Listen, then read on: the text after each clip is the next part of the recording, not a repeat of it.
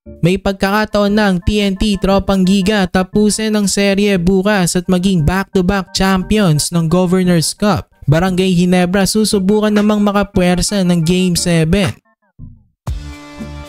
So bukas na ang Game 6 at may pagkakataon na nga ang TNT Tropang Giga tapusin ang serye at maging back-to-back champions ng Governors Cup. Barangay Ginebra susubukan namang makapuwersa ng Game 7. Papuntang Game 6, familiar ang TNT dito. Matatandaan nga natin mga kabakets ng 2023 Governors Cup Finals. Sa Game 6 din nila tinapos itong Ginebra. So bukas Game 6, maulit kaya ng TNT Tropang Giga ang kanilang ginawa sa Gene Kings? Nasa kanila na nga ulit ang momentum papuntang Game 6 at may dalawang chances sila para magkampiyon. Kapag hindi nila natapos ang Ginebra bukas, may Game 7 pa naman. Pero hindi na nila gugustuhin pang umabot ito doon dahil napakadelikado at anything can happen sa isang Game 7.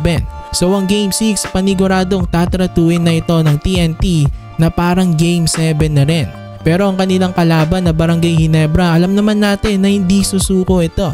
Maraming beses na nga silang nakabalik sa serye at sa huli sila pa rin ang nagkampiyon. Aware ang TNT sa kakayahan ng Ginebra na yan, lalong-lalo na si Coach Chot Reyes dahil maraming beses na niyang nakalaban ito.